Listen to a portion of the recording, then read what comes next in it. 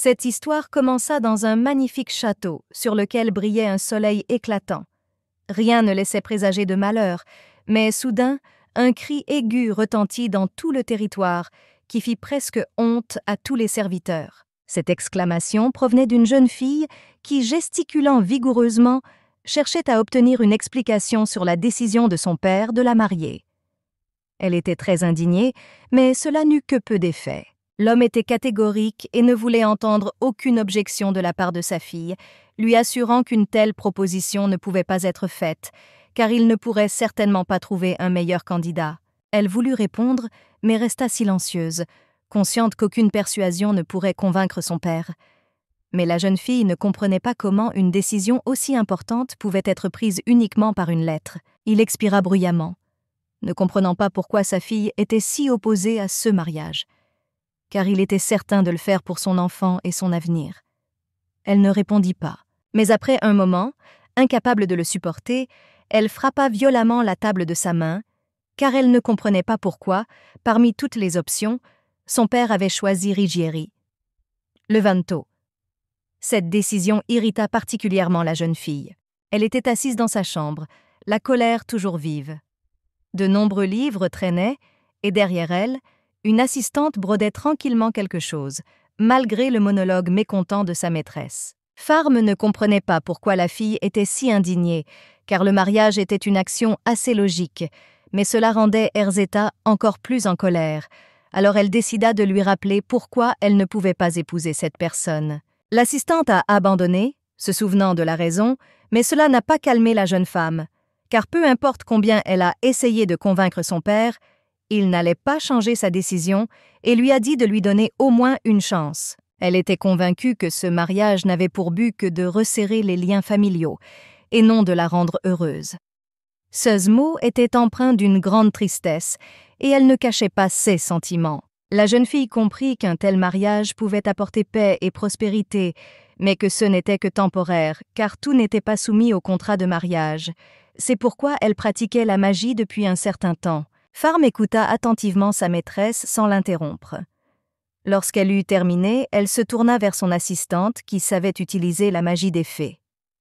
La jeune fille ne répondit pas, se contentant de se retourner silencieusement. L'assistante soupira, elle comprenait tout, mais demanda quand même à sa maîtresse d'y réfléchir au moins et d'essayer de donner une chance au gars, ce qui l'indigna, car elle était fermement confiante dans sa décision. Erzetta fut toujours considérée comme la fierté de Sola, qui se distinguait par sa beauté extraordinaire et sa grande intelligence. Mais malgré tout, la jeune fille détestait la marquise de Levanto de tout son cœur. Il semblait que cela lui fût inné. Malgré tout, la jeune fille n'a pas cessé de mener des recherches secrètes. Elle a tenté de retrouver des données antérieures à l'ère de l'Église, ou plus précisément il y a 300 ans, en se basant sur une hypothèse. Ces efforts ne furent pas vains, et la jeune fille put prouver que la magie et les fées existaient aussi dans le monde. Elle publia ainsi un livre entier consacré à cette hypothèse et à ses preuves, mais sous un pseudonyme. Cependant, les critiques n'ont pas apprécié tous les efforts de la jeune fille, ce qui l'a grandement contrariée, mais le plus important de ceux qui se sont tenus sur le chemin de la vérité était Ruggieri lui-même.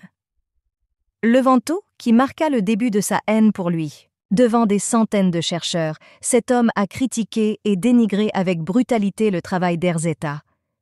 Il a affirmé que toutes les preuves présentées dans le livre étaient une pure absurdité, digne d'une fiction. Tout le monde l'a alors cru. La servante prit le panier de linge sale pour l'apporter à la blanchisserie. Elle s'arrêta un instant et regarda sa maîtresse, assise, désespérée. Elle avait pitié de la jeune fille pour ses efforts vains. Mais l'assistante comprit que ceux qui contrariaient sa maîtresse n'étaient pas le refus de ses efforts, mais la critique elle-même. Tout le monde était convaincu que la magie n'existait pas, et cela ne pouvait que contrarier la jeune fille. La magicienne s'arrêta un instant et décida de soutenir sa maîtresse. Elle s'approcha d'elle et lui demanda si tout allait bien. À cette question, Erzetta lui prit la main et lui demanda de l'aide. On lui a proposé un rendez-vous arrangé, ce qui a surpris l'assistante, car cette rencontre était censée résoudre le problème du pays tout entier. La jeune fille a tenté de convaincre la dame et de la calmer. Cependant, elle lui assura que tout allait bien pour elle et qu'elle était tout à fait sérieuse. Farm soupira simplement, car elle ne comprenait pas pourquoi sa maîtresse se comportait ainsi. Elle pensait que la raison était son renvoi. Cependant, on lui assura que tout était faux, car le magicien était son meilleur ami. Cependant, la jeune fille ne comprenait toujours pas pourquoi l'hôtesse lui demandait une telle démarche, car ils n'étaient pas semblables. Erzetta finit par lâcher sa main et baissa la tête, sachant que son amie avait raison, mais malgré tout, elle ne voulait vraiment pas de ce mariage. Elle n'avait rien à dire à cette vérité qui lui perçait les oreilles. L'assistante était sûre qu'un tel mensonge serait immédiatement révélé, mais la dame l'a simplement saisie par les épaules et l'a tirée vers le miroir pour lui assurer que tout irait bien. Farm n'a même pas eu le temps de s'y opposer. La fille se rendit à l'armoire pour choisir des vêtements spéciaux pour son amie et lui assura qu'à ce rythme, même son propre père ne pourrait pas les distinguer, mais le silence arrêta le magicien et elle regarda autour d'elle. L'expression de l'assistante disait clairement qu'elle n'était pas d'accord avec l'idée, même si Erzetta avait promis d'assumer l'entière responsabilité, mais son désir d'aider était plus grand. Alors elle y a réfléchi. La jeune fille se calma et retourna à la fenêtre, l'air triste, car elle comprenait qu'elle ne pouvait pas forcer son amie. Farm commença à se sentir coupable, même si elle comprenait que si elle était démasquée, elle serait renvoyée. Elle réfléchit encore plus fort, car elle ne voulait absolument pas quitter cet endroit. Elle s'y sentait bien, mais, connaissant la dame depuis longtemps, elle voulait encore plus l'aider. Elle appela donc la jeune fille et accepta. Au-dessus du château de Levanto, la pleine lune brillait sur Fiamolo. Rien ne semblait pouvoir troubler le silence de la nuit, mais d'étranges mouvements se produisaient à l'intérieur du château. À l'intérieur, on cherchait Ruggiero, qui tentait de se cacher. Son père entra dans la chambre du garçon pour tenter de lui parler. Comme Erzette, le jeune homme n'était pas ravi à l'idée du mariage et tenta de s'y opposer par tous les moyens, mais son père était lui aussi inflexible. Il s'enferma dans sa chambre, ne laissant entrer personne, et résolut de suivre cette voie jusqu'à ce que son père change d'avis. Cependant, l'homme ne comprit pas l'opposition de son fils. L'homme voulait seulement que Ruggiero accepte cette offre et prenne en charge la gestion du château, en assumant le poste de duc, mais le garçon n'était pas du tout intéressé, alors il a même menacé de se suicider. Le père, mécontent des agissements puérils de son fils, ordonna aux gardes d'apporter un objet lourd pour que l'homme puisse enfin donner une leçon à son fils et le remettre à sa place. Il ne voulait pas annuler le plan.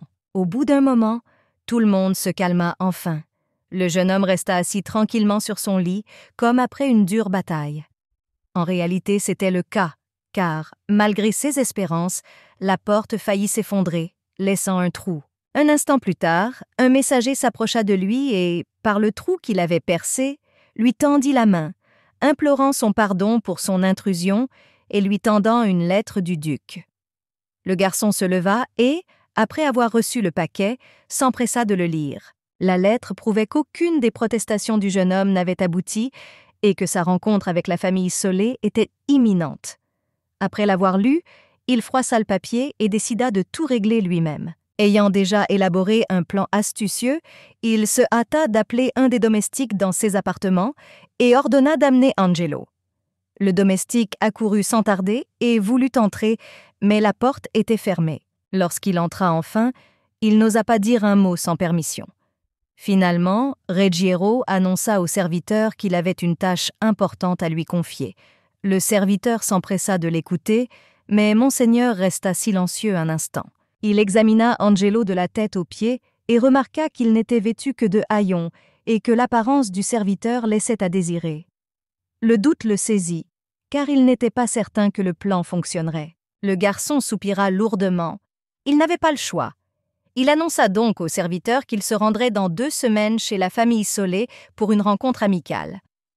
Le jeune homme en fut déconcerté, car il ne comprenait pas pourquoi. Ruggiero expliqua rapidement qu'il devait rencontrer Lady Sol en sa faveur. Cela dérouta encore plus Angelo, car il ne comprenait pas les raisons de cette proposition et pourquoi il avait été choisi. Néanmoins, il ne pouvait rien dire contre cela non plus. Alors, il obéit à l'ordre, mais il fut averti que cette conversation devait rester entre eux seuls, car si le duc l'apprenait, il le punirait. Le serviteur y réfléchit encore plus, car il comprit que s'il était surpris en train de mentir, la punition pour lui pourrait être grave. Alors il voulut refuser, mais il ne lui fut pas permis de le faire. Bien sûr, personne ne voulait le forcer, mais Ruggiero lui fit comprendre qu'un refus pourrait lui coûter cher à l'avenir. Le pauvre Angelo n'eut d'autre choix que d'accepter. 2 semaines passèrent inaperçues, et très vite. Le soleil brillait de 1000 feux. La journée promettait donc d'être agréable. Farm était déjà habillé comme il se doit et attendait son compagnon. Ses vêtements étaient aussi révélateurs que possible. Seul son visage était visible. La jeune fille espérait ne pas être exposée. Cependant, elle était encore très inquiète, et l'invité n'était toujours pas pressé de se montrer. Cependant, elle s'avoua honnêtement qu'elle ne souhaitait pas vraiment que ce type vienne. Accablée de pensées négatives, elle commença à remuer le thé qu'elle avait versé, mais la cuillère lui tomba des mains. Ce n'était pas de la chance. Finalement, Angelo atteignit le château de la famille Solet. Il observa les alentours et fut émerveillé par le luxe du palais, qui était vaste. Ruggiero s'assura que son serviteur était habillé en conséquence. Personne ne le rencontra, il ne connaissait donc pas le chemin. Il se mit à la chercher au hasard et tomba sur un magnifique kiosque, mais il ne remarqua personne immédiatement, seulement un morceau de tissu rouge dépassant dessous la table. Le jeune homme s'approcha précipitamment pour demander ce qui se passait. Farm entendit des pas et voulut se lever rapidement, mais l'espace d'un instant, elle oublia qu'elle était sous la table, essayant d'attraper une cuillère. La jeune fille se cogna violemment la tête en essayant de se relever. Elle commença à se réprimander pour son imprudence, persuadée de s'être déshonorée dès la première rencontre, mais elle essaya de se reprendre rapidement. La jeune fille fit comme si de rien n'était, et Angelo lui-même n'y prêta guère attention. Il se contenta de s'incliner lentement et poliment devant elle et de lui proposer de prendre le thé. La réunion terminée, la sorcière retourna précipitamment au palais pour tout rapporter à sa maîtresse. Les couloirs du château étaient immenses, recouverts de tapis raffinés.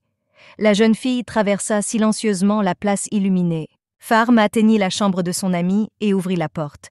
L'intérieur était vide, alors elle appela Erzetta, qui apparut aussitôt devant elle. Elle voulait savoir comment s'était déroulée la réunion et commença à poser des questions. L'assistante ne se pressa pas de répondre, se libérant de ses lourds vêtements. Ôtant son couvre-chef, elle répondit brièvement que tout cela était terrible pour elle. Un instant plus tard, elle commença à raconter plus en détail. Lorsque la jeune fille autorisa, comme elle le pensait, Ruggiero à se joindre à son goûter, le silence se fit à table. L'atmosphère était très inhabituelle et la sorcière ne savait même pas par où commencer la conversation. La situation délicate ne semblait pas impressionner son partenaire. Il restait assis là, à boire du thé, comme si de rien n'était. Elle voulait qu'il fasse au moins un pas en avant. Comprenant qu'elle n'obtiendrait plus rien de son compagnon, elle commença à boire tranquillement son thé, tout en examinant attentivement le garçon. La jeune fille avait du mal à croire que le même marquis se tenait devant elle. Elle prêta attention à son apparence, notamment à ses vêtements et à sa coiffure, et conclut presque immédiatement que malgré sa grande intelligence, cet homme n'avait rien d'un aristocrate. C'était exaspérant. La sorcière ne comprenait pas comment elle avait pu rencontrer Madame Erzetta dans un tel état, mais elle garda le silence. La jeune fille se hâta de revenir sur ses paroles et comprit qu'elle n'aimait pas du tout le jeune homme. Au bout d'un moment, le pseudo-Ruggiero éleva la voix et vanta le goût du thé, mais elle pensa qu'il s'agissait d'un sarcasme, car le thé lui semblait assez amer. Elle ne dit rien à voix haute, la conversation fut close. Pendant un certain temps, ils restèrent tous les deux assis en silence, alors après avoir fini le thé, le gars se leva et se dépêcha de s'incliner, annonçant qu'il était temps pour lui de partir. Ce qui surprit grandement Farm, car elle ne comprenait pas un tel comportement. Elle voulait dire quelque chose, mais elle ne pouvait pas prononcer un mot à cause du choc. Elle regardait simplement le gars en silence et ne comprenait pas du tout comment elle avait pu se comporter de cette façon envers Madame Erzetta. Elle connaissait parfaitement toutes les règles de l'étiquette et voyait bien que le marquis n'en suivait aucune. Le minimum qu'il aurait dû faire en disant au revoir à une dame était de lui baiser la main. Cela mit la sorcière en colère. Elle estima que le garçon avait beaucoup de chance d'être en face de lui, car elle était sûre qu'Erzetta ne lui aurait pas pardonné un comportement aussi grossier. Farm se leva brusquement. Après avoir écouté son amie jusqu'au bout, la dame ne comprenait pas pourquoi elle était si en colère et indignée, car il était évident que le gars n'avait rien compris. Le magicien voulut continuer, mais décida de changer de vêtements. Il lui était difficile de se débarrasser de cette robe elle-même, alors on l'aida. Tandis que son ami l'aidait à se débarrasser des vêtements, la jeune fille continua. À son avis, malgré son statut, le marquis était impoli. Erzetta aida le magicien à se coiffer pour l'instant et continua à décrire le marquis, qu'elle pouvait à peine reconnaître si ce n'était pour ses vêtements, car tout le reste chez ce type était dans un désordre absolu. Néanmoins, malgré ses défauts évidents, Farm était certaine que le garçon, tout comme sa maîtresse, ne souhaitait pas ce mariage, et elle s'empressa de le lui rassurer. Son amie la remercia pour tout. La dame décida de ne plus déranger l'assistante aujourd'hui et, en signe de gratitude, la laissa se reposer et passer une bonne nuit. Cela ne pouvait que réjouir son amie, qui ne cacha pas sa joie. Le lendemain, la jeune fille décida de profiter de son jour de congé pour rendre visite à sa famille. Un panier rempli de cadeaux à la main, elle courut presque jusqu'à chez elle, le sourire aux lèvres. La maison était calme mais confortable. La seule personne à l'intérieur était son frère Ronjo. La jeune fille s'empressa de lui demander ce qu'il avait fait et comment les choses s'étaient passées pendant son absence. Le garçon était muet, mais cela le rendait encore plus intelligent. Il fit signe à sa sœur qu'il avait passé la journée à lire un livre. La fille fut ravie de l'entendre et s'empressa de féliciter son frère. Son frère reprit sa lecture et des souvenirs du passé la frappèrent soudain. Bien que le garçon fût son frère, ils ne se ressemblaient que par leurs yeux, mais cela ne diminuait en rien son amour. Elle se souvenait de l'époque où, mineure, elle travaillait dur au marché pour survivre. L'argent était rare, et même ses tentatives pour gagner un peu plus n'aboutissaient à rien. Il n'y avait même pas assez d'argent pour la nourriture, mais ces demandes futiles ne faisaient qu'irriter davantage l'employeur, car il ne comprenait pas pourquoi la jeune fille tenait tant à son demi-frère. C'était difficile à lui expliquer. Comprenant qu'elle n'obtiendrait rien de plus de son mari, elle baissa la tête et rentra chez elle en passant devant les comptoirs. Et même si elle et son frère avaient des mères différentes, cela n'empêchait pas la jeune fille de l'aimer. Ce jour-là, elle entendit une conversation entre deux femmes. Alors elle écouta. Les femmes parlaient de fées et de magie, et l'une d'elles avait promis une récompense si quelqu'un lui en parlait. Ils plaisantèrent entre eux en disant qu'ils accepteraient volontiers un sac d'or pour avoir pratiqué la magie, mais qu'ils n'y parvenèrent pas. Farm écouta attentivement, car une telle récompense était précieuse à ses yeux. L'espace d'un instant, elle voulut courir au palais et faire étalage de ses talents, mais elle s'en retint, car rien ne garantissait que tout cela soit vrai. De plus, elle risquait d'être exécutée pour sa magie. Elle comprit qu'elle avait désormais un choix difficile à faire, car d'un côté, elle avait un frère cadet qui ne mangeait pas à sa faim, et de l'autre, sa propre vie. La jeune fille comprit qu'elle ne pouvait pas mourir. Farm savait que la vie de son frère prendrait fin rapidement si elle mourait, mais elle ne pouvait plus regarder le visage fatigué du garçon. La sorcière comprit qu'elle devait agir, sinon ils étaient tous deux en danger. Repoussant ces mauvaises pensées, la jeune fille décida finalement de ne pas tarder et se rendit au palais où, selon les rumeurs, elle pourrait recevoir une récompense. Avec cet argent, elle pourrait s'acheter de la nourriture et des vêtements délicieux. Lorsqu'elle entra dans le palais, la dame la rejoignit immédiatement. La jeune fille se tenait derrière, sans se presser, bien que la dame ne manifestât aucune rancune. Finalement, on l'invita à s'asseoir et elle n'hésita pas. Différentes personnes sont venues voir la dame pour lui parler de magie, et elle n'avait jamais eu d'enfant auparavant. Elle ne s'attendait donc pas à entendre quelque chose de grandiose. Mais elle ne s'attendait pas non plus à ce que la fille dise qu'elle pouvait utiliser la magie. Elle avait du mal à y croire, et pensa même que l'enfant la trompait probablement. Le silence s'installa dans le bureau, et Farm se cacha le visage, pensant qu'elle serait plutôt condamnée à mort que d'y croire. Elle espérait néanmoins que ses paroles seraient prises pour vraies, mais en vain. Après un court silence, la dame se contenta de rire, mais au bout d'une minute, son regard devint furieux et presque glacial. La dame menaça la jeune fille de ne pas oser la tromper pour de l'argent, car elle était loin d'être la première à le faire. La sorcière serra les poings encore plus fort et demanda à Erzetta de lui donner au moins une chance de le prouver. Elle expira avec lassitude, mais finit par laisser l'enfant essayer, mais elle avait encore du mal à y croire. Et même si la dame elle-même ne le remarqua pas, d'étranges boules transparentes tournoyaient autour d'elle. La jeune fille essaya de se calmer et de se concentrer. Elle était quelque peu effrayée par le changement soudain d'humeur de la dame, car elle ne lui souriait plus avec un sourire chaleureux, mais la regardait avec un regard froid. Farm concentra sa magie sur sa main et ordonna doucement au vent et à certains objets de se mettre en mouvement. En un instant, la force invisible lui obéit et le livre posé à côté de la dame s'envola. La magie ne dura que quelques minutes, mais elle fut suffisante pour évoquer quelques émotions chez Milady, même si elle ne les montra pas immédiatement, mais seulement quelque temps après que le vent se soit calmé. Erzeta n'en croyait pas ses yeux et insistait sur le fait que les fenêtres étaient refermées. La jeune fille expliqua aussitôt qu'elle avait fait bouger ses boules, mais qu'elles n'étaient rien visibles que d'elle. La dame ne voulait pas s'arrêter là, alors elle demanda à la jeune fille si elle pouvait invoquer autre chose. Le magicien, un peu confus, confirma qu'elle possédait d'autres pouvoirs. On lui demanda de les démontrer. La jeune fille était gênée, mais elle n'osa pas refuser. Grâce à ces mêmes boules invisibles, elle parvint à invoquer des pouvoirs avec tous les éléments. Milady était ravie, car c'était exactement ce qu'elle recherchait. Lorsque Farm eut terminé sa démonstration, la dame, sans un mot, se leva aussitôt et se dirigea vers la bibliothèque, débordante de livres. En entendant parler des boules invisibles, elle se souvint de quelque chose. Ayant trouvé le bon livre, elle commença à le lire attentivement et réalisa que les boules de lumière que la fille voyait n'étaient en fait pas seulement des morceaux de lumière, mais quelque chose qui constituait la nature elle-même. La manipulation de ces boules était appelée « magie des fées ». Cela confirmait l'hypothèse sur laquelle la dame s'était appuyée dans ses recherches. Elle comprit que ses efforts ne seraient pas vains. Erzeta comprenait que cette fille était très importante pour elle. Elle devait donc la garder par tous les moyens, mais elle ne savait pas comment s'y prendre. Pendant ce temps, Farm restait assise en silence sur sa chaise, attendant la décision de la dame. 5 ans s'étaient écoulés depuis.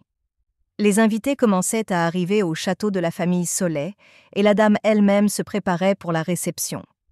La jeune fille aida sa maîtresse à se mettre en ordre et à se coiffer. La sorcière était quelque peu indignée qu'une telle beauté de sa dame doive être cachée, ce dont la jeune fille elle-même rit, mais le voile était nécessaire, car elle pourrait accidentellement tomber sur le marquis de Levanto. Milady donna congé à son amie pendant qu'elle était à la réception et espérait que Farm pourrait se reposer, mais pour l'assistante elle-même, cette journée n'était en aucun cas reposante.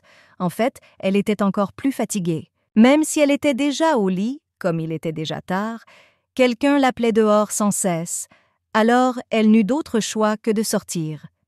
Une fille qu'elle connaissait l'attendait dehors. Léa a rapporté avec enthousiasme qu'ils allaient refaire une sacrée fête aujourd'hui. Car Sa Majesté avait promis de partager les plats de la table, elle espérait donc que Farm se joindrait également à la célébration. L'offre semblait alléchante, mais aujourd'hui, elle prévoyait de se reposer à la maison. En entendant la conversation de sa sœur, Ronjo sortit également pour voir l'invité en retard. Le garçon était également favorable à ce que sa sœur s'amuse. Son frère lui avait même apporté une robe.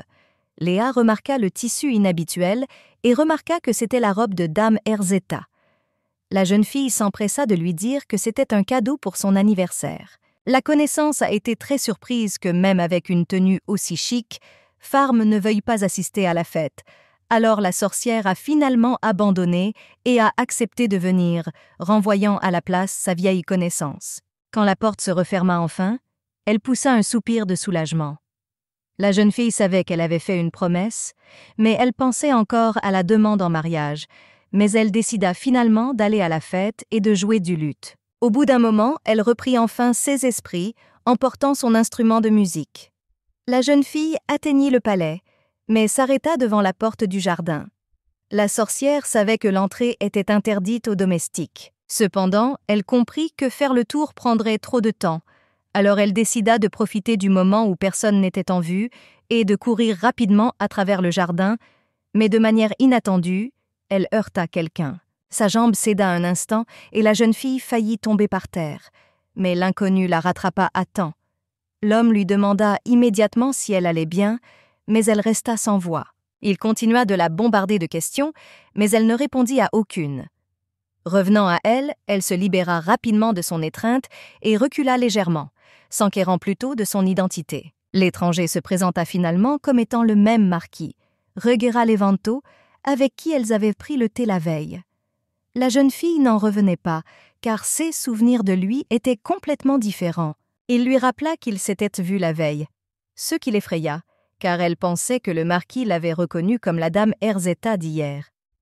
Cependant, dès que le jeune homme poursuivit, la jeune fille comprit que tout était faux. Angelo lui dit qu'il l'avait remarquée à la cérémonie, mais qu'il n'avait pas eu le temps de monter la saluer car elle avait quitté les lieux très vite. Il était heureux d'avoir pu la rencontrer dans ce petit jardin. Farm ne l'interrompit pas et lui laissa la parole. Le type prit son instrument et le tendit au propriétaire, puis inclina respectueusement la tête et s'excusa pour son comportement de la veille. Mais elle ne comprit pas pourquoi. Il remarqua que ses excuses n'apportaient aucun résultat et étaient même un peu repoussantes. Le jeune homme se rapprocha d'elle, ce qui la força à reculer de quelques pas, lui avouant sa sympathie. De telles dénégations désarmèrent presque la jeune fille. Elle ne comprenait pas un changement aussi soudain dans le comportement du marquis, alors elle continua à le fixer d'un regard égaré, incapable de répondre quoi que ce soit. Le gars voulait corriger ses erreurs d'étiquette d'hier, alors il lui a demandé la main et la permission de l'embrasser, à laquelle elle, sans objection comme une poupée, a tendu la main et le marquis a tendrement embrassé sa tempe. Après cela, il s'inclina précipitamment et se dirigea vers la fête, laissant la jeune fille seule. Elle le regarda un moment, incapable de bouger, serrant fermement le luth. Même à la fête, la jeune fille ne parvenait pas à reprendre ses esprits. Les paroles du marquis restaient fortement gravées dans sa tête, et bien que la mélodie jouait du luth et que tout le monde autour s'amusait, diverses pensées la déchirèrent de l'intérieur. Après les mélodies, elle décida de prendre un peu de repos. Prenant un verre de vin, elle s'assit dans un coin, à l'abri des regards. Elle fut quelque peu outrée par la confession du marquis. Pour elle, ce n'était pas beau. Elle vit le marié et le tisserand, dont l'amour était déjà connu dans le monde entier, danser au son des instruments de musique. Soudain, dans son imagination, au lieu des amoureux, elle et le marquis apparurent. La jeune fille oublia rapidement ses pensées concernant le marquis. Pendant ce temps, le garçon s'éloignait le plus possible de la fête, désireux d'être seul un moment. Il regarda par la fenêtre ouverte, scrutant le ciel. Une brise fraîche le caressait de la tête aux pieds. Le jeune homme comprit que demain il serait temps de rentrer chez lui. La première rencontre avec dame Erzetta était terminée, même si la rencontre elle-même avait été un peu retardée. Il se souvenait du moment où, alors qu'il était encore dans le château de ses maîtres, le vicomte avait interrompu leur conversation avec le jeune seigneur. L'homme était absorbé par sa conversation avec le jeune homme, mais celui-ci n'était pas seul. Lorsque la voix de l'homme devint tout à fait audible, les garçons comprirent qu'il était proche. Le serviteur, quant à lui, était en tenue de seigneur. Il fallait donc le cacher pour que leur jeu ne soit pas découvert. Ruggiero réussit à cacher le domestique juste à temps, car un instant plus tard, le vicomte Moretti entra dans la pièce. Le garçon était déjà assis à table, et bien que le jeune homme ne lui ait toujours pas donné la permission d'entrer, cela ne l'en empêcha pas. Ils plaisantèrent sur ce moment, et le jeune homme finit par inviter le vicomte à s'asseoir, ce qu'il fit. Un moment de silence régna dans la salle, interrompu par l'homme qui demanda comment s'était déroulée la rencontre avec Erzetta. Le garçon a paniqué un peu, mais a immédiatement essayé de faire comme si tout allait bien. L'homme s'est également comporté avec désinvolture, mais a remarqué un changement dans les vêtements du garçon. Ruggiero ne comprit pas ce qu'il voulait dire, et le vicomte expliqua qu'il l'avait vu dans le couloir avec des vêtements complètement différents et qu'il avait eu très peu de temps pour se changer avant de venir dans ses appartements. Le jeune homme faisait toujours semblant de ne pas comprendre ce qui se disait, mais Moretti commençait à s'ennuyer de ces jeux et il annonça directement qu'il était au courant du projet du garçon d'envoyer un domestique à la réunion. Le jeune homme serra le poing. Il se demanda pourquoi le vicomte n'avait rien dit à son père s'il était au courant de ces actes. L'homme se laissa aller contre le dossier de sa chaise, évitant de répondre. Il insista plutôt pour le mariage. En même temps, il menaça le garçon. S'il refusait, le duc serait certainement mis au courant de tout. Ces paroles irritèrent vivement Ruggiero, car un certain vicomte Oessa le menaçait. Cette colère inutile ne fit que faire rire Moretti. Il ne ressentait aucune menace de la part du garçon. L'homme se leva de sa chaise pour partir et insista une fois de plus sur le mariage. Le jeune homme ne comprenait pas la raison de ce besoin. Il était curieux que le secrétaire particulier du duc n'ait pas d'autre problème que la question du mariage. Le vicomte s'arrêta et expliqua qu'il était venu en personne au palais de Soleil pour une réunion secrète avec le duc. Lorsque la porte se referma sur le vicomte, Ruggiero laissa entrer Angelo. Il sortit de sous le lit et s'approcha de la table. Le serviteur avait exaucé la demande de son maître et il souhaitait recevoir la récompense convenue. Milord secouait la tête après tout ce qui s'était passé. Il ne voulait surtout pas être dérangé, mais la promesse avait été faite, alors il décida d'écouter le serviteur, pensant qu'il lui demanderait de l'argent. Le garçon resta silencieux un instant, mais au bout d'un moment, il demanda à être libéré. Cela le surprit beaucoup. Ouvrant de grands yeux, il sembla exiger une explication, et le serviteur lui raconta tout. Il s'avéra qu'Angelo appartenait à la famille Levanto. Il lui était interdit de quitter le château ou de trouver un autre travail sans autorisation. C'est pourquoi le serviteur ne désirait qu'une chose, être libéré du servage. Ruggiero s'interrogea, car il était certain que l'homme était un domestique. Il n'avait jamais entendu parler de ce garçon comme appartenant à sa famille, alors des questions se bousculèrent dans son esprit quant à son identité. Quoi qu'il en soit, il ne pouvait pas accéder à cette demande aussi facilement, car il était loin du personnage principal. Angelo le lui raconta, ce qui le rendit très triste, mais il ne voulait pas perdre espoir. Le maître soupira, se rappelant qu'il avait promis d'accéder à toutes ses demandes, mais que c'était précisément ce qu'il ne pouvait faire. Cela irrita le serviteur, car aucune somme d'argent au monde ne pouvait lui procurer la liberté. Il s'empara de Ruggiero. L'esprit embrumé par la colère, le serviteur ne réalisa pas immédiatement ce qu'il faisait, mais le garçon fut aussitôt repoussé et tomba au sol, ses lunettes roulant sur le côté. Milord se leva brusquement de sa chaise. En regardant le domestique, une nouvelle idée lui vint. Le garçon se souvint que Moretti avait parlé de divorce, mais il était sûr que son père ne le permettrait pas, que cela ne le concernait que lui. Mais cela ne concernait pas la famille Soleil elle-même. Le plus important était donc de convaincre Dame Erzetta elle-même de refuser le mariage. Le jeune homme trouva enfin la solution idéale. Il s'approcha du serviteur et ajusta son col. Il aurait dû être exécuté pour un tel comportement, mais cette fois, il serait pardonné, en échange d'une autre faveur. Milord se rapprocha encore plus d'Angelo. Le jeune homme s'accroupit près du serviteur et lui ordonna de séduire Dame Erzetta afin de la contraindre à renoncer à ses fiançailles. Diverses méthodes étaient utilisées pour y parvenir, allant jusqu'à la propagation de rumeurs. Comme ils se connaissèrent déjà, il était plus facile de mettre ce plan à exécution, mais même en cas d'échec, il ne serait pas puni. Le serviteur voulut dire quelque chose, mais garda le silence, car on lui avait promis la liberté à la fin. Finalement, il quitta la chambre du maître et suivit son propre chemin. Difficile de croire qu'un homme aussi intelligent que Ruggiero ait pu concevoir un tel projet, mais pour préserver sa liberté, il devait le concrétiser et devenir indépendant. Pendant ce temps, au palais de Soleil, la duchesse Milena reçut une lettre contenant des nouvelles positives concernant sa première rencontre avec le marquis. La femme ne voulant pas prolonger l'affaire, elle assura sa fille du mariage. Erzetta voulut expliquer sa position, mais sa mère l'en empêcha.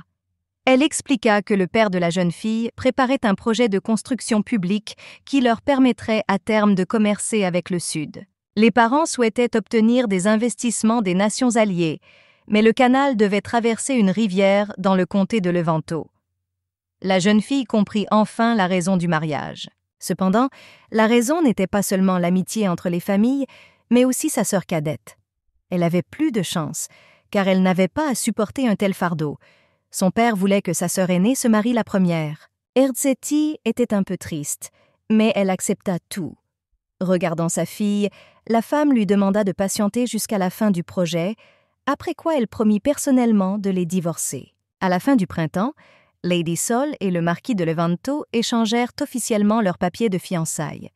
Les jeunes filles allèrent admirer la magnifique bague offerte pour l'occasion, et la dame ne manqua pas de plaisanter. Milady assura à son amie que ce mariage n'était arrangé que pour des raisons politiques et était certaine qu'elle et le marquis ne se reverraient pas avant le prononcé du divorce.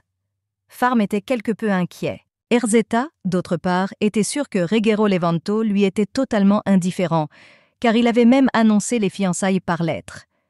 Le magicien voulait se réconcilier avec la confession du marquis la veille. Cependant, en apprenant que son amie ne verrait plus le marquis, elle décida que la situation s'était améliorée. De plus, elle pensait que les actions de l'homme étaient dues à son ignorance du projet. La jeune fille était ravie, car elle n'aurait plus à rencontrer le marquis et son amie n'aurait plus à endurer ce mariage bien longtemps. Erzetta pressa le magicien, car la messe allait bientôt commencer. Après la prière, l'église s'est instantanément vidée. Tout le monde est parti, mais les filles sont restées et la dame s'est approchée du prêtre, car elle voulait lui parler, mais il a dû refuser. Il s'avéra que son professeur avait déjà rendez-vous avec quelqu'un qui, selon lui, était un scientifique très intelligent. Erzetta fut fascinée. Elle se demanda qui était cette personne, que le professeur lui-même avait reconnue. Le prêtre demanda à la jeune fille si elle souhaitait participer à la réunion, et elle accepta immédiatement. Le soleil se couchait lentement dehors, teintant le ciel d'un orange vif. La dame attendait avec impatience. Pendant ce temps, l'assistante de la dame était assise tranquillement derrière et s'occupait de nouveau de broder. La magicienne était ravie de constater la bonne humeur de son amie et s'en réjouissait, car elle savait que c'était important. Milady regardait par la fenêtre, attendant le scientifique. Désireuse d'apprendre beaucoup de lui et de partager son savoir, elle le vit à la porte et demanda à Fermet de le rencontrer. La jeune fille n'hésita pas, mais, transportée par l'enthousiasme de son amie, elle courut accéder à la demande. Arrivée au portail, elle s'arrêta un instant et regarda de plus près. La silhouette lui était familière. En s'approchant un peu plus pour voir son invité, elle eut un sursaut de surprise, car elle ne s'attendait pas à rencontrer celui qu'il ne reverrait plus jamais. Ruggiero lui-même était arrivé. Elle se leva rapidement et courut au château aussi vite qu'elle le put pour informer la dame de l'arrivée inattendue du marquis. Farme ne réalisa même pas comment elle se retrouva devant la porte des appartements et l'ouvrit précipitamment. Erzetta faillit laisser tomber la théière, d'où elle versait déjà du thé fraîchement infusé. Milady regarda la sorcière avec surprise, et elle rapporta rapidement que le marquis s'était fait passer pour un invité afin d'entrer dans le château. La jeune fille regarda autour d'elle, mais ne vit Ruggiero nulle part. Puis, respirant bruyamment, son amie commença à deviner que l'homme avait probablement déjà été admis. À ce moment précis, on frappa à la porte. La sorcière comprit que si le marquis rencontrait la vraie dame Erzetta maintenant, alors leur tromperie précédente serait définitivement révélée, mais il était déjà trop tard, car la porte de la pièce s'était ouverte. L'homme entra et rencontra le regard mécontent de la jeune fille. Il s'excusa rapidement de son impolitesse, expliquant qu'il n'avait pas entendu la réponse. Pendant ce temps, la jeune femme se cachait derrière un paravent. Le fermier, d'un ton mécontent, informa la marquise qu'il n'avait pas le droit d'entrer dans sa chambre. Le jeune homme, ayant disparu, s'excusa et s'apprêtait à quitter la pièce. La sorcière ne répondit pas. Il prit son silence pour un consentement et resta dans la pièce. S'approchant un peu, le jeune homme s'inclina légèrement et se présenta sous le nom de Elio. La jeune fille le regarda, perplexe. Elle croisa les bras, montrant qu'elle ne se laisserait pas tromper, car elle connaissait bien cet homme. Il fut un instant soulagé de ne pas avoir été oublié. La jeune fille, en retour, l'informa qu'il s'agissait d'un volume. En utilisant le nom de quelqu'un d'autre, il est entré illégalement dans le palais et elle a voulu appeler la sécurité, mais le jeune homme n'a pas eu peur et s'est sorti de la situation, car il voulait simplement rencontrer sa future épouse. Ces mots la frappèrent comme un coup de tonnerre et elle ne sut que répondre. Le marquis lui rappela qu'ils avaient déjà échangé leurs alliances, mais il reporta son attention sur sa main et remarqua qu'elle n'en portait pas. Elle répondit aussitôt qu'elle avait simplement peur de perdre un cadeau aussi précieux. La question faillit la mettre au pied du mur, mais elle reprit rapidement ses esprits et commença à réprimander le type pour avoir triché. Le prêtre répondit qu'il n'en savait rien. Néanmoins, le jeune homme ne manqua pas l'occasion de plaire à la jeune fille, et, par de doux renoncements, il continua à faire bonne impression à la ferme. La jeune fille regarda sa main et remarqua qu'elle portait la même bague que celle de dame Erzetta. Elle recula de quelques pas, ce qui fit penser au jeune homme que la dame ne l'aimait pas du tout. Le magicien n'avait rien contre lui, même si elle n'appréciait pas du tout son comportement, car il avait fait irruption dans sa chambre sans y être invité. Il essaya de la forcer à faire preuve de clémence, mais elle refusa. Elle pensait connaître la véritable raison de l'arrivée du marquis et lui dit aussitôt de ne pas s'inquiéter, car elle n'avait aucune intention de rompre leurs fiançailles. Le jeune homme comprit aussitôt qu'ils finiraient par se séparer. Ces mots la choquèrent, car elle comprenait qu'il avait déjà tout deviné, mais elle ignorait comment.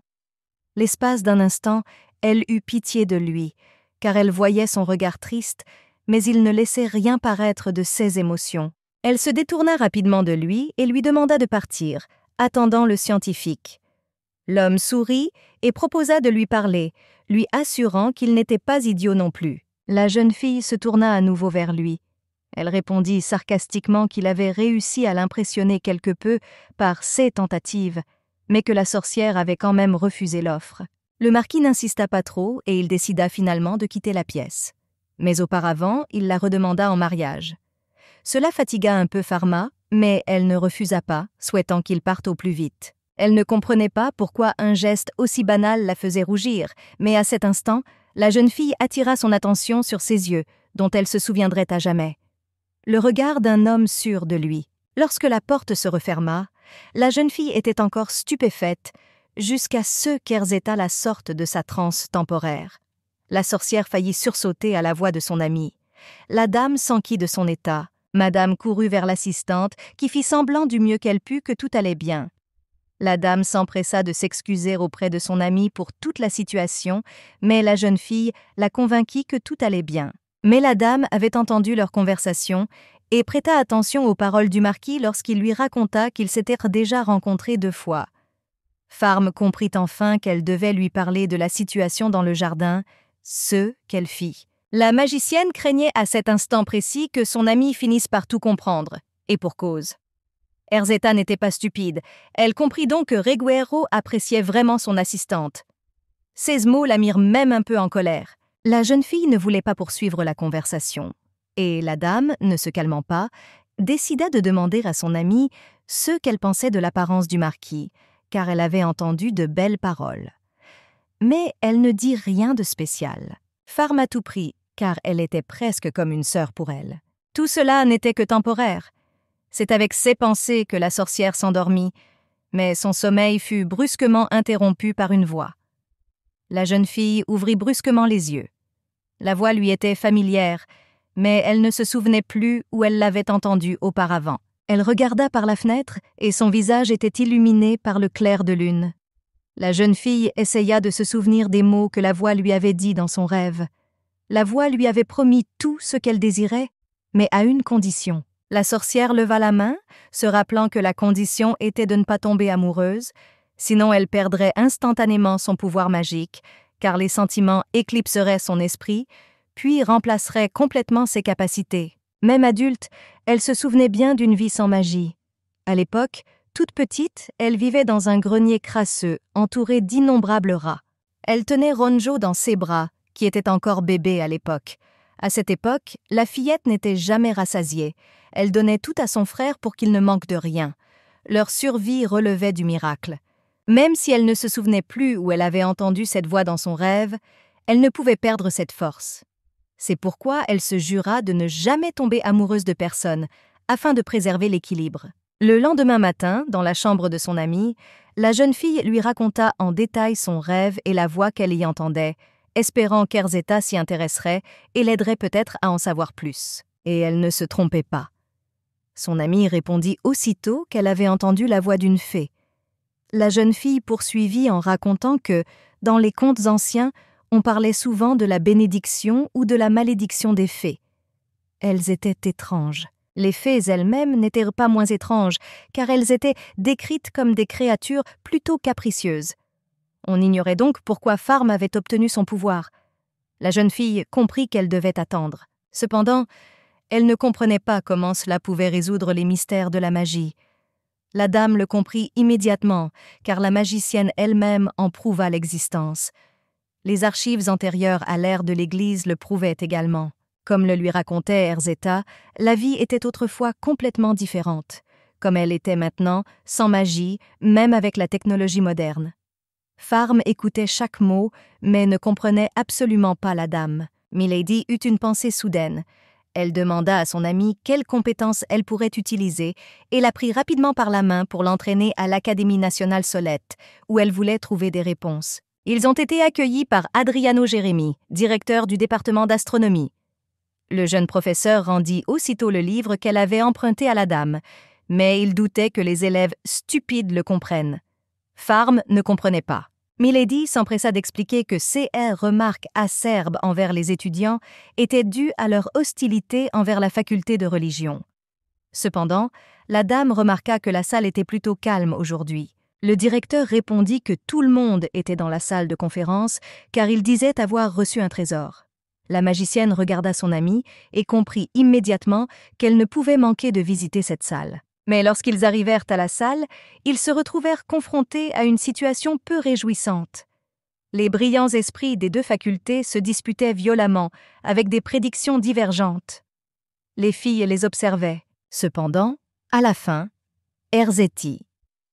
Elle était fatiguée de ces combats inutiles et s'est précipitée à l'intérieur, essayant d'arrêter ses bêtises, car cet endroit était un lieu d'apprentissage, pas un cirque de rue, mais elle n'a pas été entendue. Ce n'est qu'après que Milady eut menacé de tout raconter à son père que les hommes cessèrent immédiatement de se battre.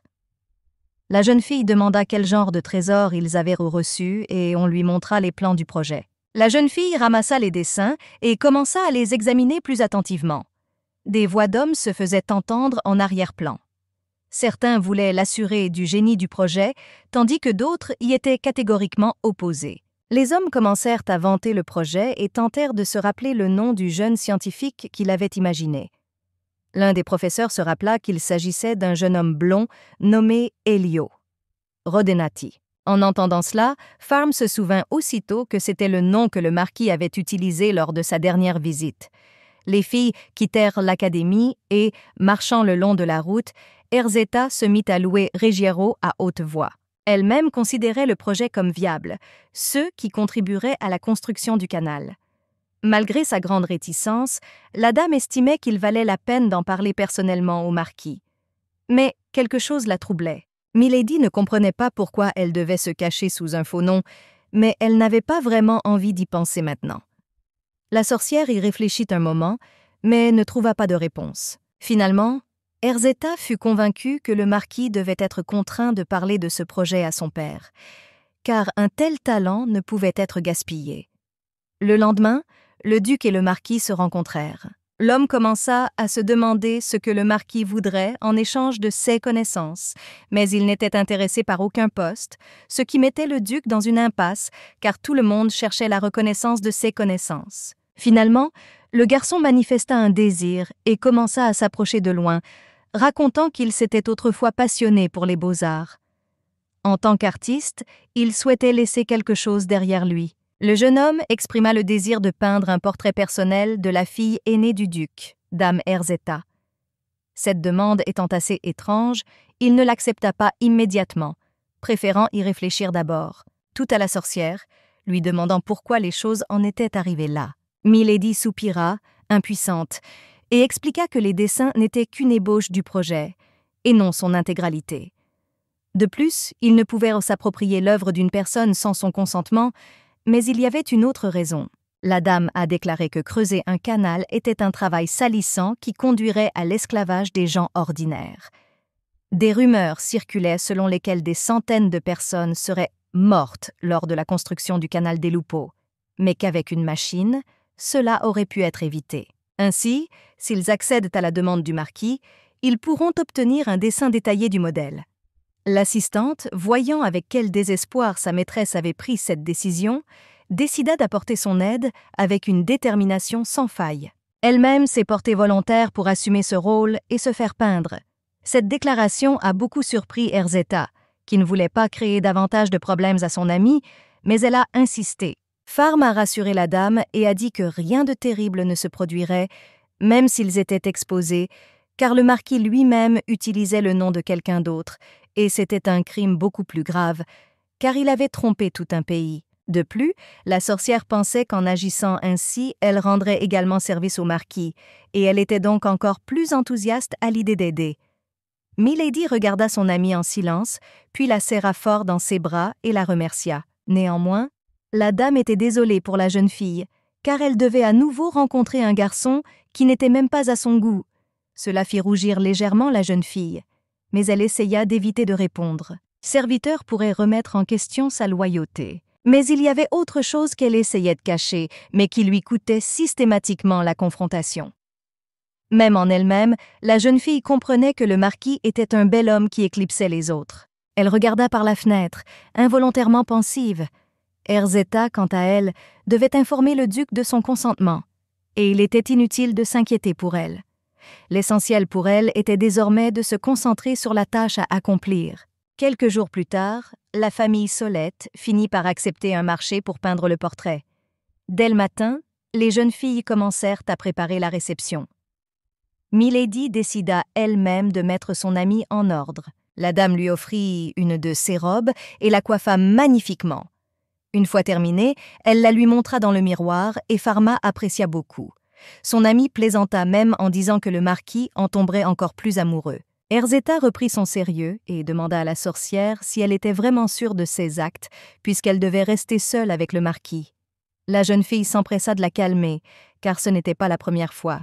La dame tenta de faire accompagner son amie par au moins une servante, mais celle-ci refusa aussitôt, prétextant qu'elle ne pourrait pas se faire passer pour madame. Elle finit par abandonner et dit qu'elle serait dans la pièce voisine. Elle était déjà prête au combat lorsque, au bout d'un moment, le marquis entra dans la pièce et se présenta sous un faux nom. Cela ne la fit aucune impression et fut même un peu agaçant. L'homme prit sa légère irritation pour une plaisanterie et, pour apaiser la jeune fille, s'agenouilla devant elle.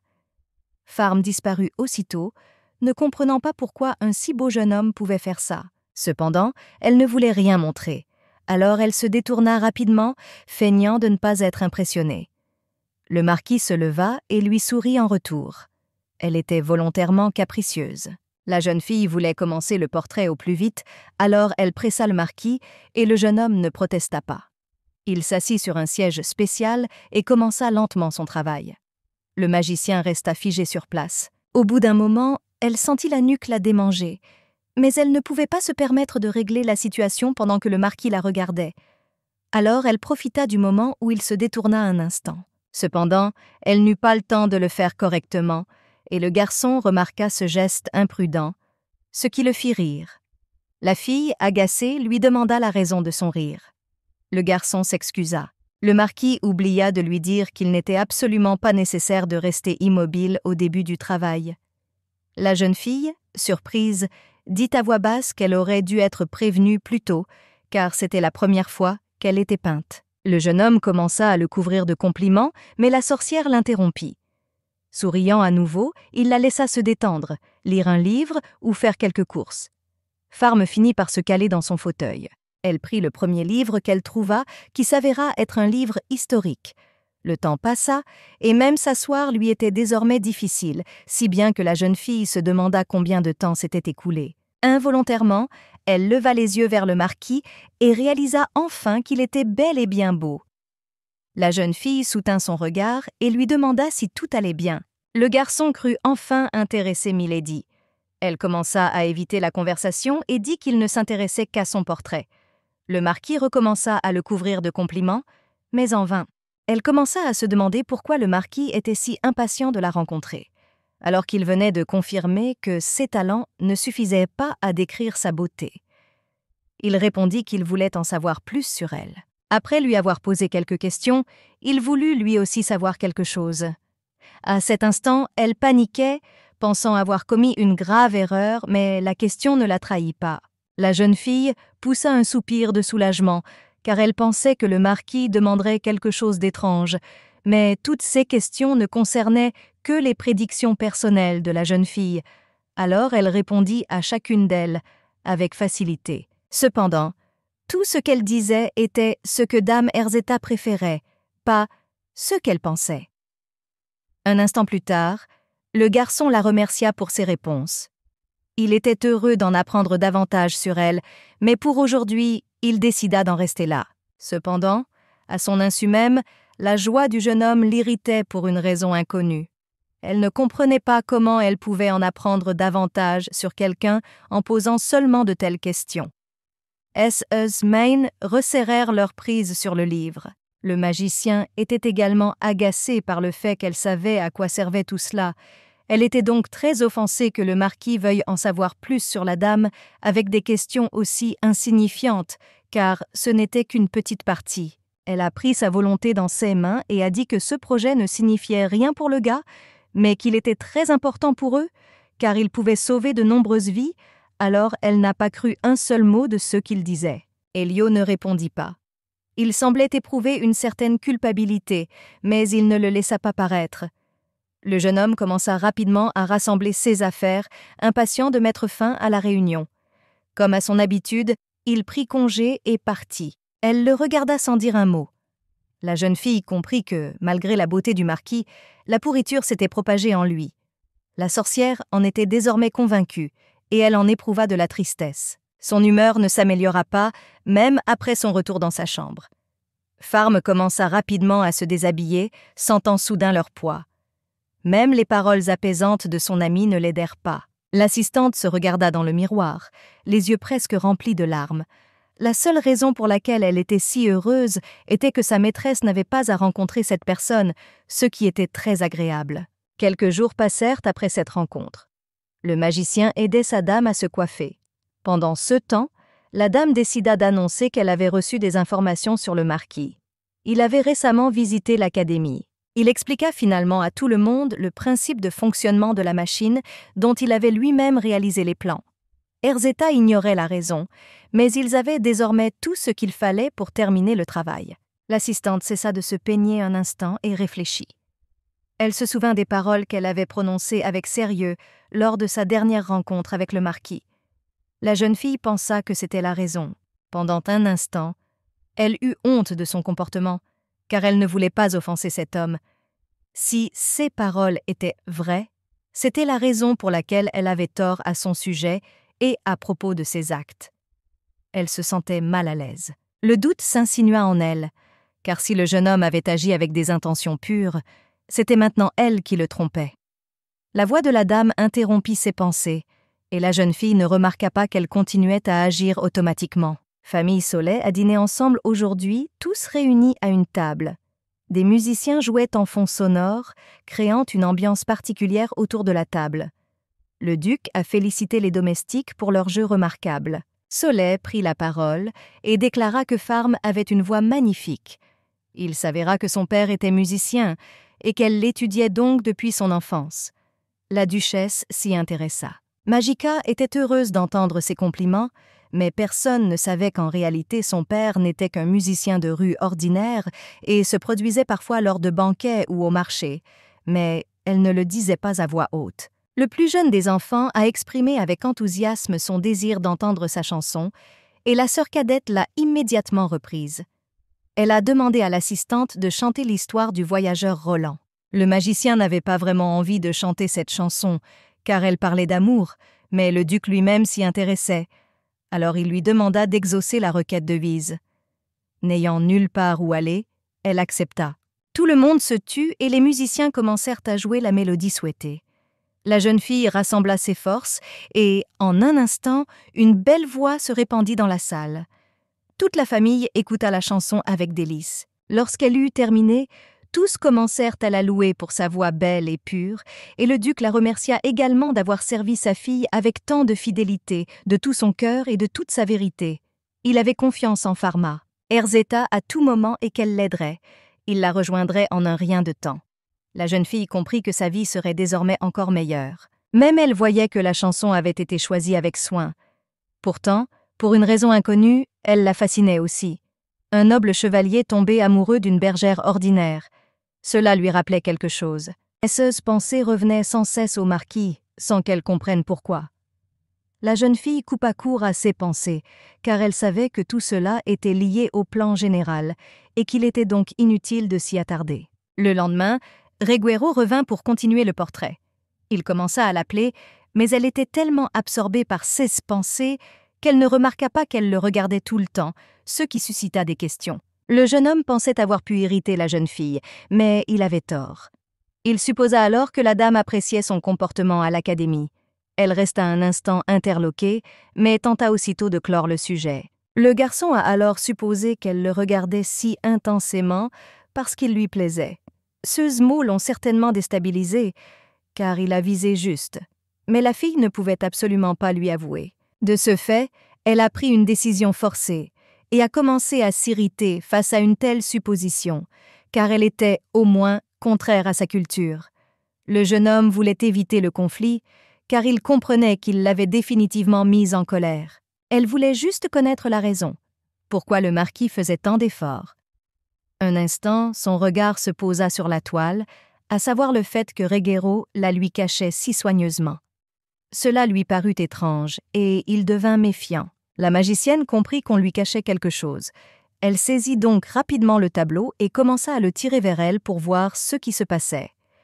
Le marquis fit de son mieux pour ne pas montrer le dessin. Finalement, elle réussit à prendre le tableau et à l'observer attentivement. Mais il ne lui fallut pas longtemps pour comprendre que le marquis ne savait absolument pas dessiner.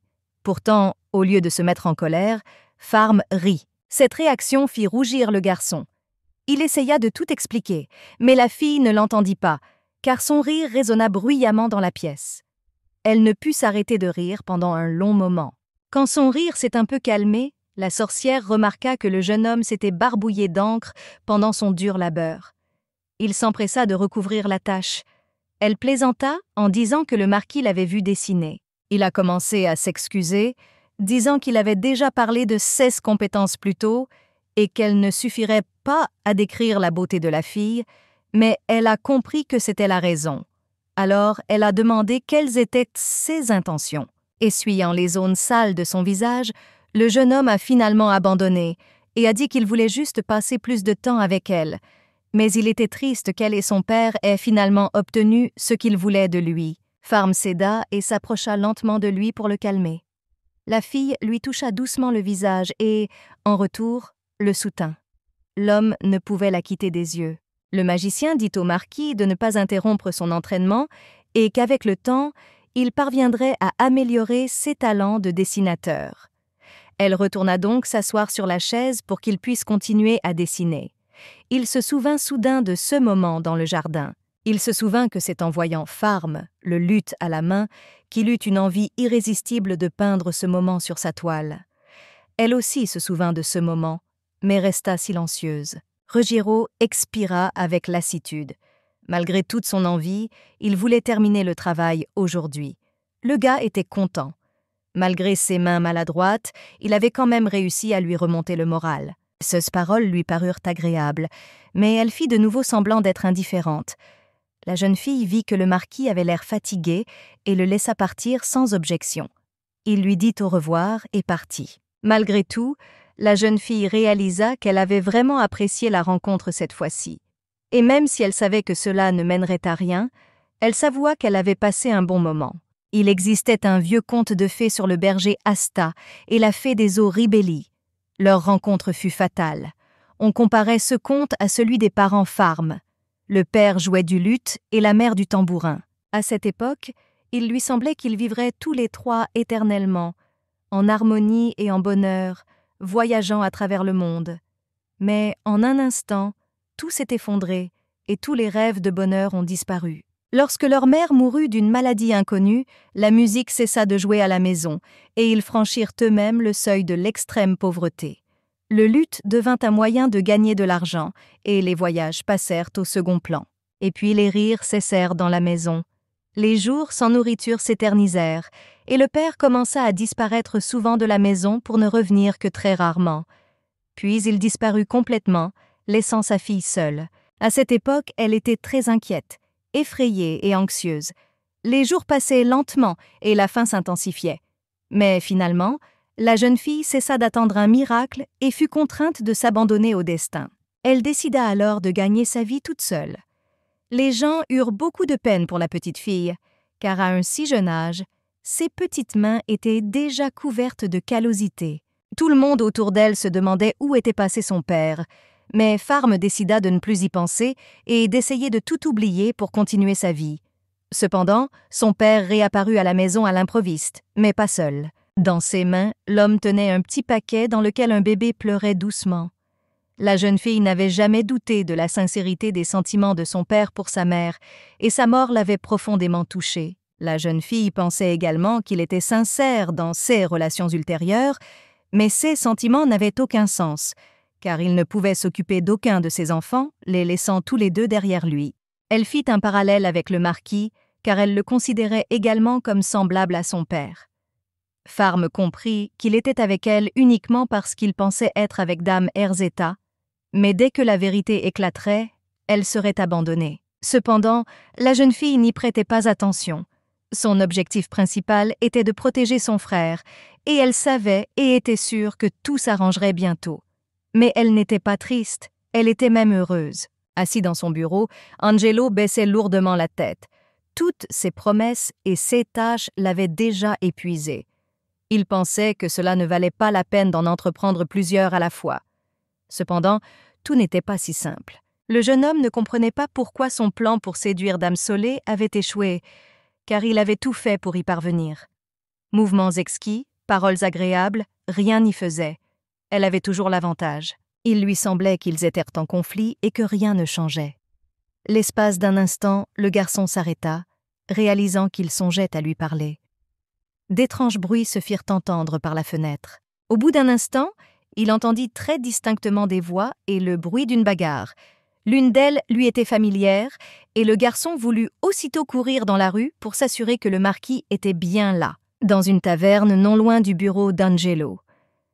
Ruggiero voulait demander une chambre pour la nuit, mais il n'avait pas d'argent sur lui. Il promit de l'apporter demain. Cependant, l'hôtesse était inflexible et refusait de céder sans paiement anticipé.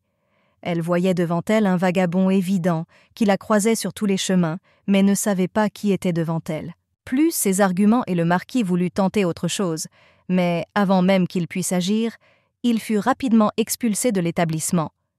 L'homme resta assis dans la rue, sous le choc. Même devant les portes closes, il tenta de menacer l'établissement, mais personne ne l'entendit. Angelo arriva juste à temps et tendit la main au maître. Le serviteur lui demanda ce qu'il avait oublié dans cet endroit. Le marquis dit qu'il n'avait rien à faire dans la tour, surtout quand ils avaient élaboré leur plan. Alors, il décida de voyager un peu, mais sur le chemin, il rencontra des voleurs, alors il se retrouva sans rien. Une fois dans la pièce, le domestique lui raconta tout ce qui s'était passé ces derniers jours. Il lui parla aussi du tableau, mais Ruggiero se demanda s'il y avait eu des progrès avec la dame. Le garçon admit que tout était compliqué. Il réfléchit un instant, car il voyait clairement que, comme le marquis, Dame Erzeti ne souhaitait pas vraiment ce mariage. Dans ce cas, rien ne le retenait ici. Aussi ne comprenait-il pas son désir de rester. Il répondit cependant au gentilhomme qu'à son avis, Milady ne refuserait pas le mariage. Il demanda cependant au marquis pourquoi il était si opposé à ce mariage, car de toute façon, il serait forcé de se marier pour le titre. Croisant le regard du maître, il s'interrompit aussitôt, réalisant l'erreur de sa question. Ruggiero décida de garder le silence et renvoya le serviteur. Angelo obéit et se dépêcha de quitter la pièce. Le jeune homme se dirigeait vers son bureau lorsqu'un inconnu l'arrêta derrière le mur d'un des bâtiments. L'homme, enveloppé dans une robe, lui demanda pourquoi il n'avait pas encore envoyé son rapport de travail. Il ne fut effrayé ni par le ton menaçant de son interlocuteur, ni par la situation elle-même. Il répondit simplement qu'ils n'étaient pas les seuls pressés, mais que la dame n'était pas une personne ordinaire et qu'il fallait donc du temps. On lui rappela l'accord. L'étranger partit, laissant Angelo seul. L'homme essuya ses lunettes, réalisant qu'il n'avait plus beaucoup de temps et qu'il fallait en finir au plus vite avec Sol. Il arriva au bureau. L'été était arrivé, c'était juin dehors. Les préparatifs du festival d'Ella venèrent de commencer. L'Huche, au cours de laquelle les rues sont décorées de diverses fleurs et fruits, de tissus lumineux et de lanternes. Pendant ce temps, au château, les femmes confectionnaient des fleurs décoratives pendant leur temps libre. L'un de ces bouquets avait été spécialement confectionné par Farm pour son ami. Erzeta accepta le cadeau, contrarié par le sien. Le magicien se contenta de rire et proposa de confectionner quelques bouquets pour la dame. La jeune fille demanda si son amie serait en retard, car la fête approchait, mais elle promit qu'elle serait à l'heure. La jeune fille était heureuse d'avoir enfin pu mettre de l'ordre dans ses sentiments, car cette relation était sur le point de se terminer. Elle décida qu'il était inutile de s'habiller avec élégance, qu'il valait mieux porter quelque chose de pratique. Quand Angelo arriva au château, il tenait une boîte scellée dans ses mains. La sorcière demanda ce qu'elle contenait. Le garçon déballa le cadeau qui contenait un violon. Elle commença à examiner l'instrument avec admiration. Le type lui dit que cet instrument était fabriqué à Valeria. Grâce à l'archet, il n'était plus nécessaire de toucher les cordes avec la main. Elle avait du mal à y croire. Comme enchantée, elle effleura l'instrument de la main et la retira aussitôt. La jeune fille s'excusa d'avoir touché le violon sans permission, mais elle ne comprenait pas pourquoi le marquis avait décidé de le lui montrer. Il ne voulait pas d'excuses de sa part, car cet instrument était désormais à elle. Le jeune homme avoua l'avoir acheté au marché et ne s'était même pas rendu compte comment il le lui avait apporté. C'était agréable, mais il voulait l'accepter. Elle a répondu sans détour qu'elle n'avait aucune raison d'accepter ce cadeau, mais le gars a insisté, car alors ce violon resterait simplement quelque part dans un entrepôt abandonné, car lui-même ne savait pas jouer. Le jeune homme vit que la jeune fille était inflexible et décida de changer de voix. D'un ton mystérieux, il lui proposa autre chose. La jeune fille y vit un piège, car elle n'avait rien à lui offrir en retour. Il lui assura qu'elle l'avait mal compris et qu'elle avait seulement demandé à voir sa bibliothèque personnelle. La magicienne fut surprise par une telle demande, mais elle n'y vit aucun inconvénient. Il suffisait simplement du consentement de la dame. Elle promit d'y réfléchir, mais pour l'instant, elle voulait rendre l'instrument. Mais le type insista pour qu'elle garde le violon, car il était important pour lui de le récupérer. Cela la mit quelque peu en colère. Farm était furieux que le marquis ne lui ait pas demandé la permission de laisser l'outil, ce qui le fit rire. L'homme suggéra de continuer à peindre le portrait, mais cette fois, il préférait peindre dehors. La fille accepta, mais ne manqua pas l'occasion de se moquer un peu de Ruggiero, car elle savait qu'il ne dessinait pas très bien, même s'il se comportait comme un véritable artiste, et cela pouvait induire les autres en erreur. Au lieu de cela, le garçon ne se fâcha pas, mais poursuivit la conversation et commença à plaisanter. Cela fit rire la sorcière, ce qui lui remonta le moral. Finalement, ils atteignirent le jardin, et le jeune homme en contempla la beauté. Elle fut surprise que le marquis soit si impressionné, car le jardin de Levanto n'en était pas moins beau, mais le garçon répondit qu'il s'intéressait au contenu, pas à la taille. Changeant de sujet, il demanda où nous pouvions nous asseoir. Il n'avait pas fini de parler qu'il vit que le visage de la dame était devenu très pâle, ce qui l'effraya, car il pensa qu'elle était tombée malade. Cependant, Farm vit Léa et cela l'effraya profondément, car tout pouvait mal tourner. La jeune fille fut envoyée cueillir des roses pour le chef, mais elle était un peu en colère, car elle n'avait pas cette autorité. Distraite par un bruit sec, elle se tourna dans cette direction, mais ne vit personne. Le magicien et le marquis se cachèrent derrière les buissons et attendirent en silence le départ de Léa. La jeune fille la supplia de quitter le jardin au plus vite et l'ouvrier finit par partir. La dame poussa un soupir de soulagement. La voix du garçon la réveilla et lui demanda de se retirer. La fille ne remarqua même pas leur position. Le magicien se leva brusquement et commença à s'excuser et à lui fournir une pluie d'explications. Elle commença à lui expliquer qu'elle s'était disputée violemment avec sa sœur hier et qu'elle ne voulait donc pas la rencontrer maintenant. L'homme se leva lentement, mais on pouvait deviner à sa voix qu'il était très en colère. La jeune fille continua de s'excuser, mais elle ne pouvait pas voir son visage, caché par ses cheveux. Le marquis ne la regarda pas et se retourna pour dire qu'il avait un autre rendez-vous. Il se dépêcha donc de partir. Farm remarqua que le cou de Ruggiero était devenu rouge et pensa qu'il était très en colère. La laissant seule, le jeune homme ne ramassa même pas ses affaires, les laissant traîner par terre. Déprimée, la jeune fille retourna dans sa chambre. Elle éprouvait un profond sentiment de culpabilité. Tenant la toile dans ses mains, elle s'approcha lentement de la table pour y déposer l'objet. Un violon attira son attention. Le magicien toucha de nouveau soigneusement les cordes de l'instrument. Elle s'avoua qu'elle était ravie d'un tel cadeau. Cela faisait longtemps qu'on ne lui avait pas offert quelque chose qu'elle désirait vraiment. Cependant, elle savait que le marquis n'en saurait rien, car pour Dame Erzetta elle-même, de tels cadeaux étaient monnaie courante.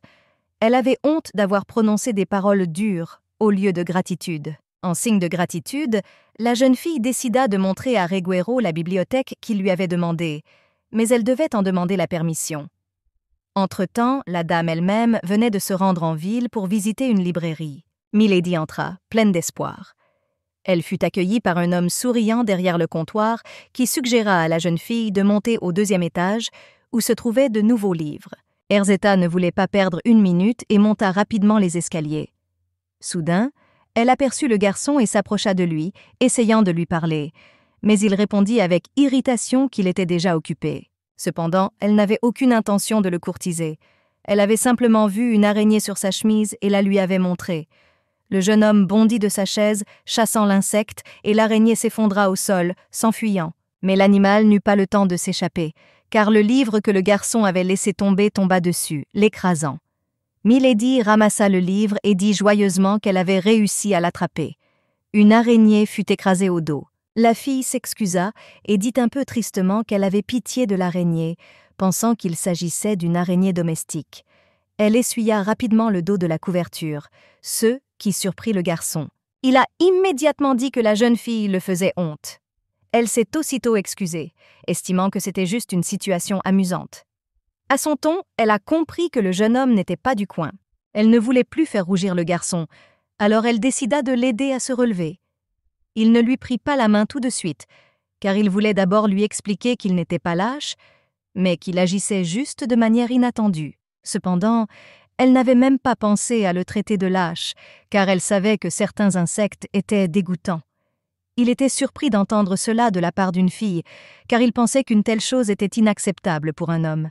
Milady commença à lui assurer que ce n'était pas cette situation qui était humiliante, mais le fait que la plupart des hommes avaient peur des livres, mais pas lui, ce qui la fit plutôt féliciter le garçon, car ceux qu'elle connaissait évitèrent de lire. Ces mots impressionnèrent agréablement le jeune homme, qui ne put même rien répondre. Erzetta, quant à elle, prit le livre mutilé et proposa de l'acheter, car elle était en grande partie responsable de la situation. Milady promit de payer le livre, lui laissant un mouchoir pour l'envelopper s'il se sentait mal à l'aise à cause de l'araignée. Elle quitta précipitamment la librairie. Il rentra chez lui complètement désemparé. Lorsqu'il entra dans la pièce, Angelo l'avait déjà rencontré et vit que le monsieur était quelque peu désorienté. Il commença alors à lui demander si tout allait bien. Ruggiero lui-même ne put rien expliquer ni dire. Il se contenta de remettre le mouchoir au domestique et ordonna de le laver. Le garçon prit le livre et se rendit dans sa chambre. Une foule de pensées lui trottèrent dans la tête. L'image de la jeune fille ne quittait jamais son esprit. Il voulait savoir qui elle était et d'où elle venait. Allongé sur le lit, il essayait de comprendre des sentiments qui lui étaient jusque-là inconnus. De retour chez elle, Milady rencontra une femme mécontente. La jeune fille réprimanda la dame d'être sortie seule. Peu importait qu'elle aimait les livres, mais c'était dangereux. Erzetta se contenta de rire, c'est eux qui offensa la sorcière. Cependant, la dame ne se moquait pas d'elle, se souvenant simplement de la situation du jour. Aussitôt, les filles furent distraites par le violon que le marquis avait offert à l'assistante. Milady vit que son amie appréciait beaucoup le cadeau et lui permit de le garder, ce qui lui fit grand plaisir. La jeune fille remarqua également que le marquis lui avait offert un objet que Pharma appréciait beaucoup. La sorcière expliqua exactement ce que le marquis voulait en échange du cadeau, alors Milady, après y avoir réfléchi, autorisa Ruggiero à lui montrer sa bibliothèque, car elle croyait qu'il traiterait certainement bien les livres. Erzetta voulait rendre hommage au marquis, car avec lui son amie était plus heureuse. Le magicien était bien sûr ravi que la dame lui permette de lui montrer la bibliothèque, mais cela avait ses conséquences. Car le jeune homme était un rat de bibliothèque. Le jeune homme cherchait attentivement quelque chose. Vu sa taille, il devait se baisser pour atteindre les étagères inférieures, mais la jeune fille trouvait cela très mignon, car elle voyait ses efforts. Elle remarqua également que le marquis prenait grand soin de ses livres. Il se comportait tout autrement lorsqu'il peignait. Il lui semblait que c'était exactement ainsi qu'on traite un objet de valeur. Elle était à nouveau perdue dans ses pensées, observant le garçon. Angelo commença à l'appeler, mais la fille ne reprit pas immédiatement conscience, alors il pensa qu'il lui était encore arrivé quelque chose. Le magicien m'a demandé de faire très attention au livre que je tenais maintenant entre mes mains, car c'était un manuscrit très précieux qui avait plus de 300 ans, et le cadre en or était fait à la main. Il avait promis qu'il serait très prudent avec ce livre, mais il remarqua que la fille discutait de ses livres avec lui, alors qu'auparavant, elle avait remarqué qu'elle les partageait avec des personnes très proches. Le magicien commença à expliquer qu'elle souhaitait simplement partager ses réflexions, car il en savait déjà beaucoup sur tout, étant très cultivé. Elle lui rappela la critique d'un article auquel le marquis avait participé. Angelo fut surpris par une telle déclaration, car il n'en avait aucune idée, même s'il devait désormais faire semblant. Il essaya d'expliquer la situation, de trouver les mots, mais la jeune fille ne l'écoutait plus. Elle s'approcha simplement de la fenêtre et l'ouvrit en grand. Posant les mains sur le rebord, elle se mit à regarder au loin en silence. La marquise en fut surprise, car la jeune fille restait immobile, silencieuse. Le vent commença à souffler, mais il semblait contrôlé par quelque chose. Au bout d'un moment, Farme se tourna vers le garçon et lui demanda franchement s'il ne croyait toujours pas à la magie. Il resta bouche bée.